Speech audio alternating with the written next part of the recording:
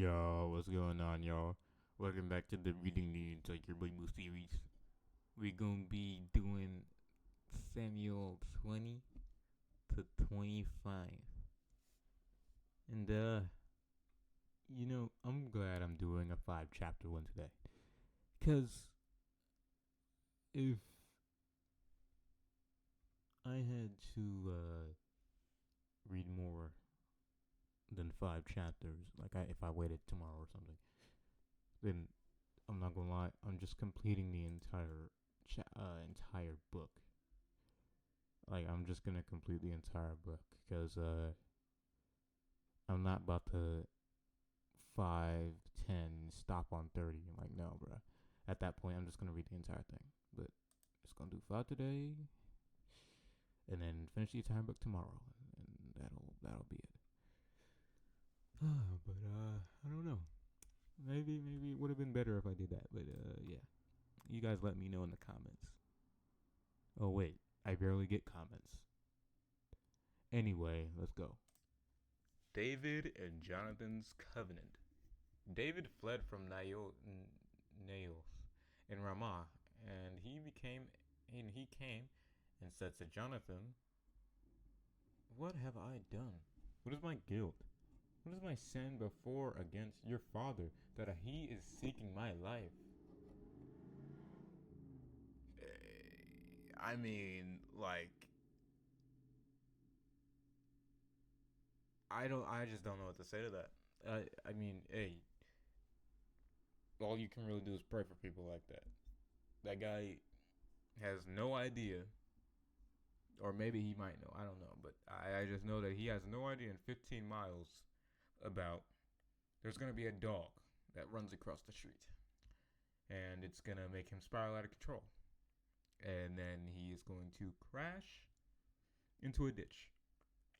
But the only conspicuous thing about that ditch is that it coincidentally, let's just say, leads to the woods. And when he crashes, he's gonna go tumbling into the woods. He won't die. He won't die. But he's just gonna be so shocked, and he's gonna be like, "Why in the world was that so organized?" And then he's gonna pass out. And then he's gonna wake up, realize that his bike has been stolen, and yeah, that's what's gonna happen. And then he's just gonna be chilling. You know, he's probably gonna walk back home, and be like, "Yeah, man, the craziest thing at." All right, guys. All right, all right. I heard you in the back. Right, I heard you. I'll stop extending the joke. Half of you could probably tell, like 10, like not even 10 seconds in, maybe like 2 seconds in, like okay, this guy's joking. Anyway, what is my guilt? What is my sin before against your father that he is seeking my life? Jonathan said to him, "Far from it. You shall not die. My father does nothing important or insignificant without telling me. So why would he hide this thing from me? It is not so." But David vowed again, saying, "Your father certainly knows that I have found favor in your sight." And he has said, "Do not let Jonathan know this, or he will be worried. But truly, as the Lord lives and as your soul lives, there is hardly a step between me and death." Then Jonathan said to David, "Whatever you say, I'll do it for you." David said to Jonathan, "Behold, tomorrow is the new moon observance, and I should sit at the table to eat the sacrificial meal with the king, but let me go, so that I may hide myself in the field until the third evening. If your father misses me at all, then say David earnestly asked permission for me to go to Bethlehem, his city, because it is the yearly sacrifice there for the entire family. If he says, 'All right, your servant will be safe,' but if he is very angry, then be certain that he has decided on evil. Therefore show kindness to your servant, because you have brought your servant into a covenant of the Lord with you. But if there is iniquity, guilt in me, kill yourself, or no, guys, no. kill me yourself. For why should you bring me to your father to be killed? Jonathan said, Far be, far be it from happening to you. In fact, if I indeed learn that my father has decided to harm you, would I not tell you about it? Then David said to Jonathan, Ooh, tell me if your father answers you harshly. Jonathan said to David, come on, let us go into the field to talk. So they went out to the field. Then Jonathan said to David, The Lord, the God of Israel, is my witness. When I have sounded out my father about this time tomorrow, or the third day, behold, if he has a good feeling toward you, shall I not then send word to you and make it known to you? But if it pleases my father to do you harm, may the Lord do so to Jonathan, and more if I do not let you know about it and send you away, so that you may go in safety. And may the Lord be with you as he has been with my father. If I am still alive, will you not show me the loving kindness and faithfulness of the Lord, so that I will not die? You shall never cut off your loving kindness and faithfulness from my house, not even when the Lord cuts off every one of the enemies of David from the face of the earth. So Jonathan made a covenant with the house of David. He added, May the Lord require it at the hands of David's enemies, that is, hold them accountable for any harm they inflict on David. Jonathan made David a vow again because of his love for him, for Jonathan loved him as himself. Jonathan, I'm not gonna lie, bro. What are you doing? Like, I don't know. I don't think it's recorded. Then again, David probably just never said it. But this man Saul threw 2 spears at David. Missed both times. Because David can dodge. Still, he nearly got killed like twice. And he still doesn't believe him. I don't think it's recorded, obviously, where David mentions that. He probably didn't, honestly. Then again, I don't know. Maybe he didn't for a reason. Probably because he probably would have sounded crazy. I don't think so, though. We'll see if it's mentioned, though. Then Jonathan said to David, Tomorrow is the new moon festival, and you will be missed, because your seat will be empty. When you have stayed for 3 days, you shall go down quickly and come to the place where you hid yourself on that eventful day when my father tried to kill you. Oh, so he does know. That makes it even worse. And shall stay by the stone Ezel. I will shoot 3 arrows to the side of it, as though I shot at a target, and I will send a boy saying, Go find the arrows. If I specifically say to the boy, Look, the arrows are on this side of you, get them, then come back to my father's table, for it is safe for you, and there is no danger, as the Lord lives. But if I say to the boy, Look, the arrows are behind you, then go, for the Lord has sent you away. As for the agreement of which you and I have spoken, behold, the Lord is between you and me forever, making sure that we each keep our word. So David hid in the field, and when the new moon festival came, the king sat down to eat food. The king sat on his seat, as on previous occasions, on his seat by the wall. Then Jonathan stood up, and Abner, his commander, sat down by Paul's side. But David's place was empty. Yet Saul did not say anything that day, for he thought it is an incident of some kind, and he is not ceremonially clean. Surely he is unclean. But on the next day, the second day of the new moon, David's place was empty again, and Saul said to Jonathan, Why has the son of Jesse not come to the meal, either yesterday or today? Jonathan answered Saul, David earnestly asked me for permission to go to Bethlehem. He said, Please, let me go, because our family is holding a sacrifice in the city, and my brother has commanded me to attend. Now, if I have found favor in your eyes, please let me slip away so that I may see my brothers. That is why he has not come to the king's table. Saul is angry with Jonathan. Bruh. Bruh. Then Saul's anger burned against Jonathan, and he said to him, You son of a... wayward, rebellious woman. Why didn't he just? Well, they, I mean, I'm not gonna lie. They probably. Well, no, I'm not gonna say they probably didn't know about the B word. I don't know, but that's basically the same thing. You son of a wayward, rebellious woman. What do you think he's trying to say right there? What do you think he's trying to say right there? You son of a wayward, rebellious woman. Did I? Did I not? Did I not know that you have chosen the son of Jesse over me to your own shame and to the shame of your mother's nakedness? What? For as long as the son of Jesse lives on the earth, neither you as heir to the throne nor your kingdom will be established. So now send someone and bring him to me, for he must die. So Jonathan answered Saul, his father, why must he be put to death? What has he done? Then Saul hurled his spear at him to strike him down. So Jonathan knew without any doubt that his father had decided to put David to death. Then Jonathan stood up from the table in the heat of anger and ate no food on that second day of the new moon month. For he grieved and worried about David because his father had dishonored him. You should be grieving for your father, not David. In the morning, Jonathan went out to the field for the meeting with David, and a young boy was with him. And he said to his boy, run, please find the arrows which I am about to shoot. As the boy ran, he shot an arrow past him. When the boy came to the place where Jonathan had shot the arrow, Jonathan called him, is the arrow not beyond you?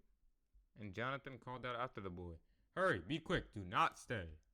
So Jonathan's boy picked up the arrow and came back to his master. But the boy was not aware of anything. Only Jonathan and David knew about the matter. Jonathan gave his weapon to his boy and said to him, go, take them to the city.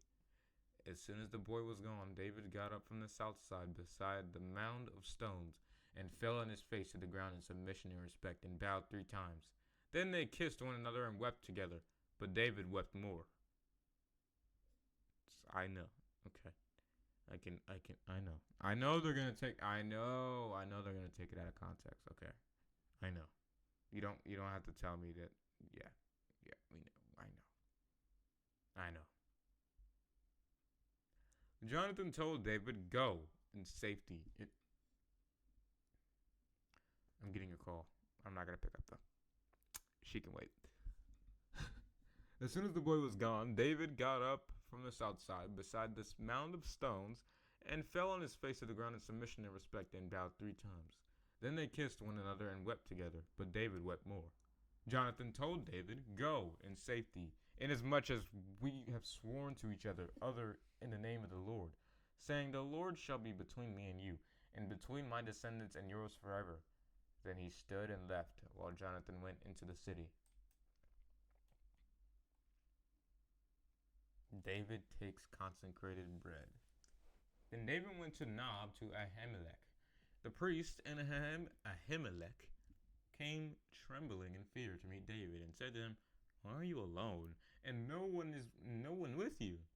David said to Ahimelech, the priest, the king has commissioned me with the matter and has told me, let no one know about anything about the matter for which I am sending you and with which I have commissioned you. I have directed the young men to a certain place. Now, what food do you have on hand? Give me 5 loaves of bread, or whatever can be found. The priest answered David, there is no ordinary unconsecrated bread on hand, but there is consecrated bread. You may have it, if only the young men have kept themselves from women. David answered the priest, be assured that women have been kept from us in these 3 days since I set out, and the bodies of the young men were consecrated ceremonially clean, although it was an ordinary unconsecrated journey. So how much more will their vessels be holy today? So the priests gave him the consecrated bread, for there was no bread there except the bread of the presence, which was removed from before the Lord in order to put the hot bread in its place when it was taken away. Now, one of Saul's servants was there that day, detained before the Lord. His name was Doeg, the Edomite, the chief of Saul's shepherds. David said to Ahimelech, do you not have a sword or spear here on land? For I brought neither my sword nor my other weapons with me, because the king's business was urgent. Then the priest said, the sword of Goliath, the Philistine, whom you killed in the valley of Elah, is here wrapped in a cloth behind the ephod.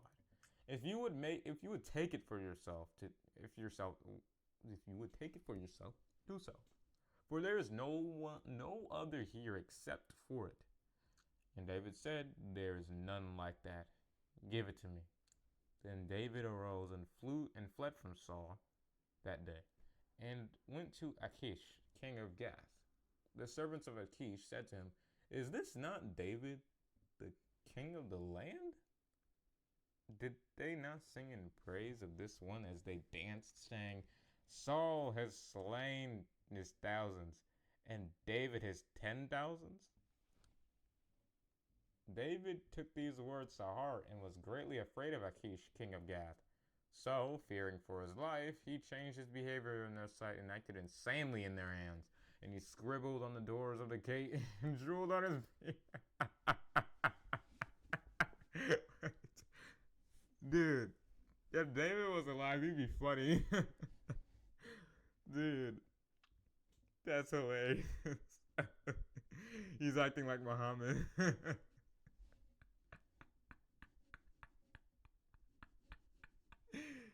Okay.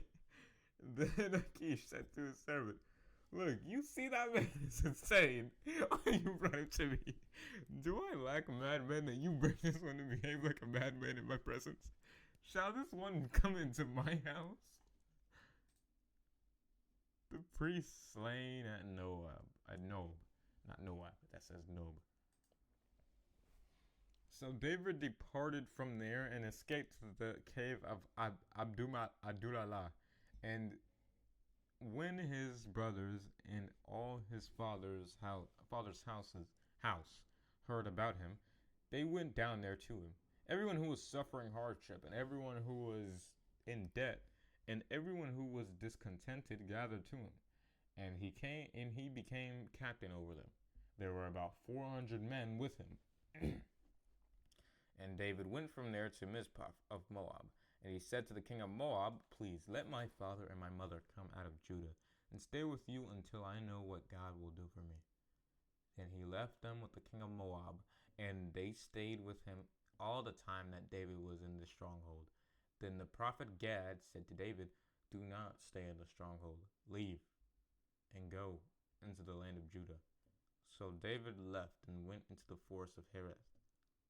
But Saul heard that David and the men who were with him had been discovered. Now Saul was in Gibeah, sitting under the tamarisk tree on the high place with his spear in his hand. And all his servants were standing around him. Saul said to his servant who were standing around him, listen now, you Benjamites. Will the son of Jesse also give every one of you fields and vineyards? Will he make you all commanders of thousands and hundreds? For all of you have conspired against me, so that no one informs me when my son Jonathan makes a covenant with the son of Jesse. None of you cares about me or informs me that my son has stirred up my servant against me to lie in ambush, as he does this day.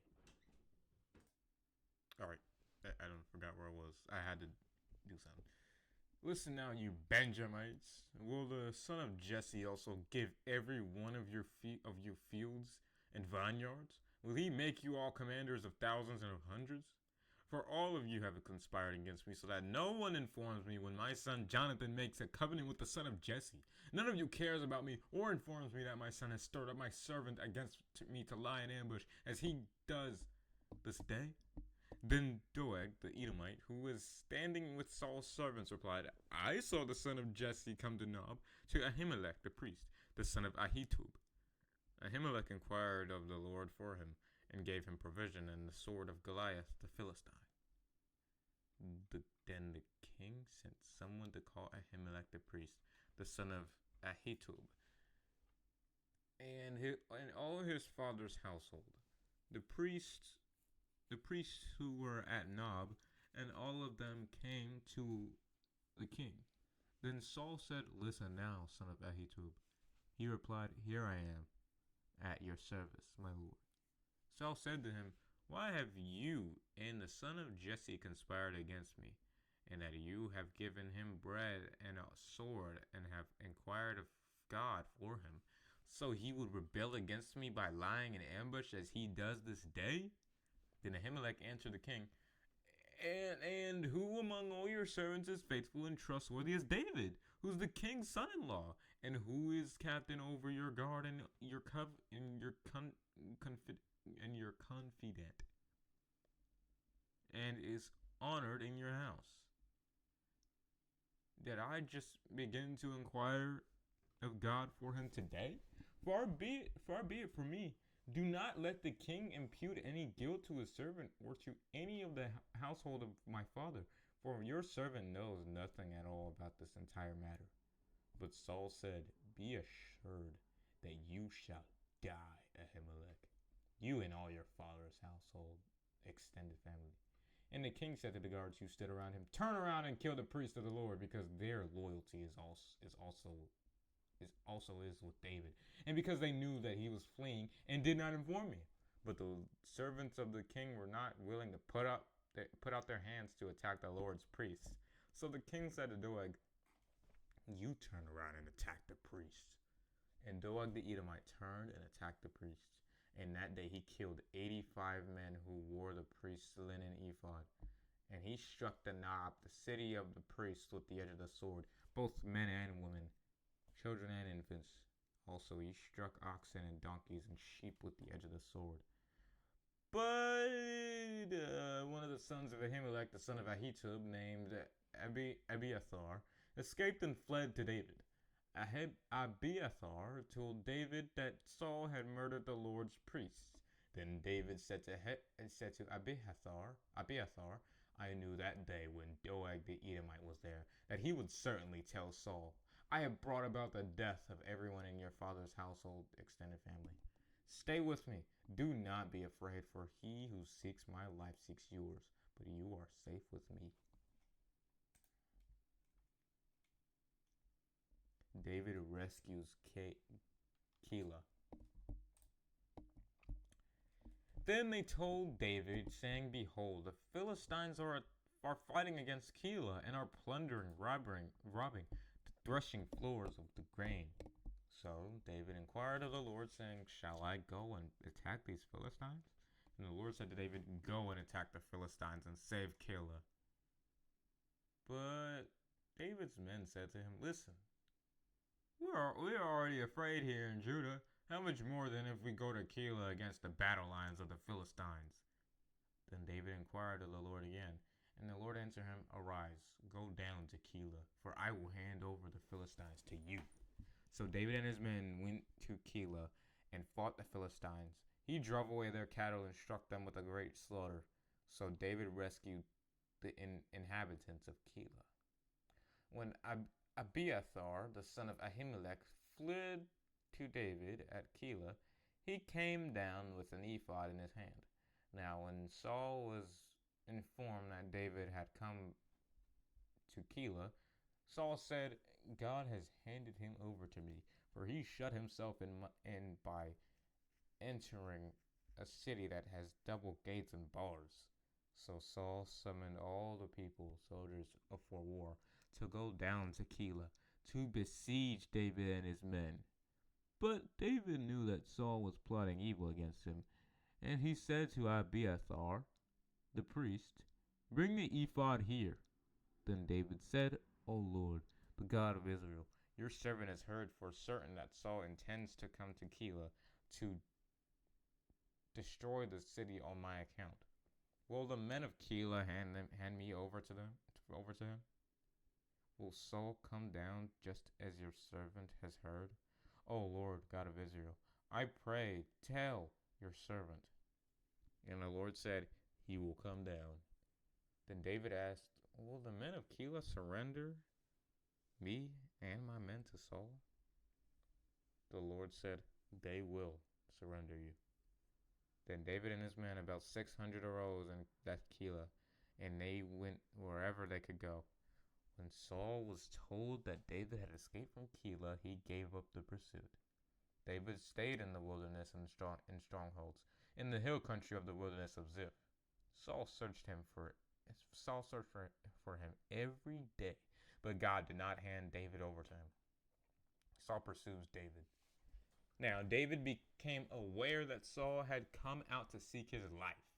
David was in the wilderness of Ziph in the woods at Horesh, and Jonathan, Saul's son, arose and went into the woods to David at Horesh, and encouraged him in God. He said to him, "Do not be afraid. The hand of my father Saul will not find you. You will be king over Israel, and I will be second in command to you. My father Saul knows this too."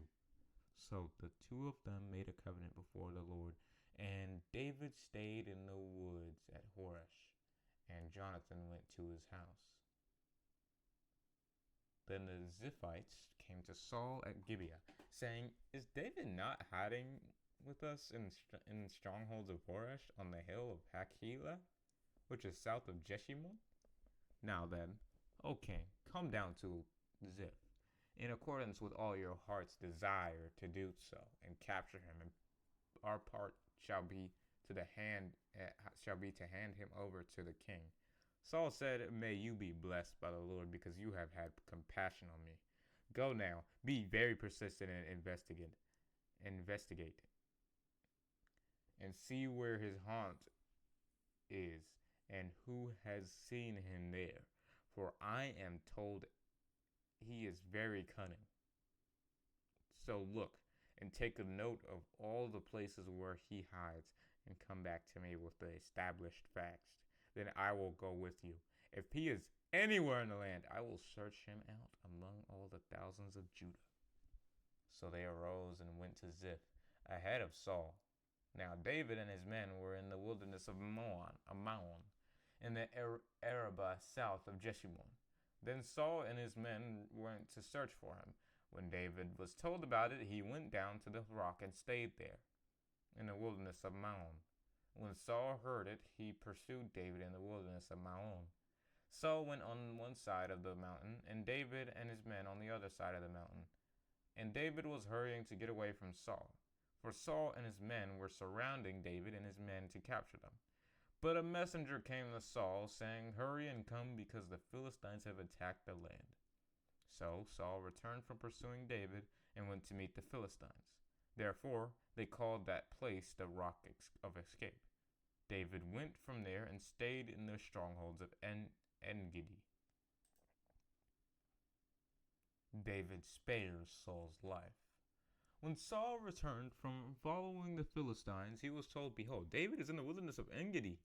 Then Saul took 3,000 chosen men out of all Israel and went to search for David and his men in front of the rocks of the wild goats. On the way he came to the sheepfolds, where there was a cave, and Saul went into to relieve himself. Now David and his men were sitting in the cave's innermost recesses. David's men said to him, "Behold, this day of which the Lord said to you, 'Behold, I will hand over your enemy to you, and you shall do to him as seems good to you.'" Then David arose in the darkness and stealthily cut off the hem edge of Saul's robe. Afterward, David's conscience, that does not say concise. How do I read concise? Whatever. David's conscience bothered him because he had cut off the hem of Saul's robe. He said to his men, "The Lord forbid that I should do this thing to my master, the Lord's anointed, to put out my hand against him, since he is the anointed of the Lord." So David strongly rebuked his men with these words and did not let them rise up against Saul. Saul got up, left the cave, and went on his way. Then David also got up afterward and went out of the cave and called after Saul, saying, "My lord, the king!" And when Saul looked behind him, David bowed with his face to the ground and laid himself face down. David said to Saul, "Why do you listen to the words of men who say, 'David seeks to harm you'? Behold, your eyes have seen today how the Lord had given you into my hand in the cave. Some told me to kill you, but I spared you. I said, 'I will not reach out my hand against my Lord, for he is the Lord's anointed.' Look, my father, indeed, see the hem of your robe in my hand? Since I cut off the hem of your robe and did not kill you, know and understand without question that there is no evil or treason in my hands. I have not sinned against you, though you are lying in wait to take my life. May the Lord judge between me and you, and may the Lord avenge me on you. But my hand shall not be against you. As the proverb of the ancients say, out of the wickedness comes wickedness. But my hand shall not be against you. After whom has the king of Israel come out? Whom did you pursue with 3,000 men?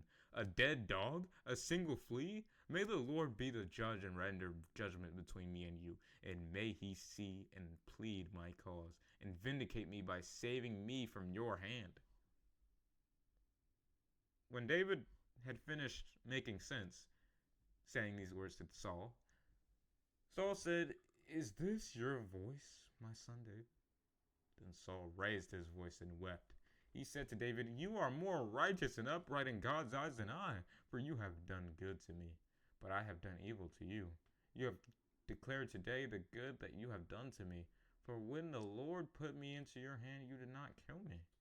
For if a man finds his enemy, will he let him go away unharmed? So may the Lord reward you with good in return for what you have done for me this day. Now behold, I know that you will certainly be king, and that the kingdom of Israel will be established in your hand. So now swear to me by the Lord that you will not cut off my descendants after me, and that you will not destroy my name from my father's household extended family. David gave Saul his oath, and Saul went home.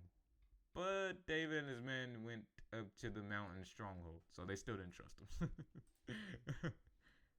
Probably the smartest idea. Oh, we haven't heard about Samuel in a bit, huh? I guess this hmm.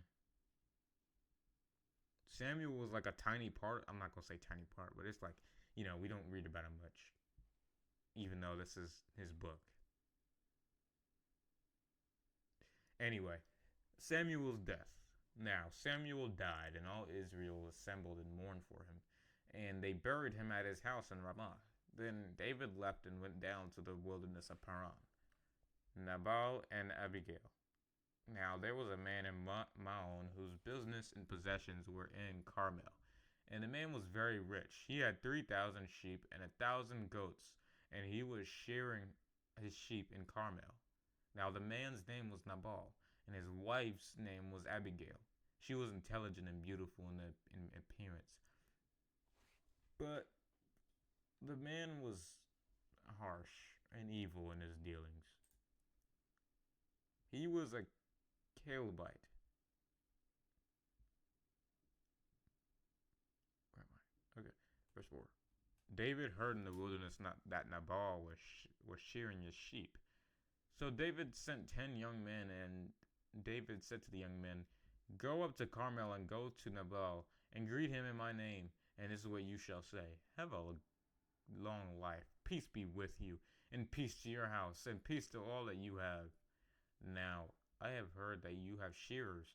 Now your shepherds have been with us, and we have not harmed them, nor were they missing anything at all the time they were in Carmel. Ask your young men, and they will tell you. Therefore, let my young men find favor in your sight, and be well treated, for we have come on a good festive day. Please, give whatever you find at hand to your servants and to your son David.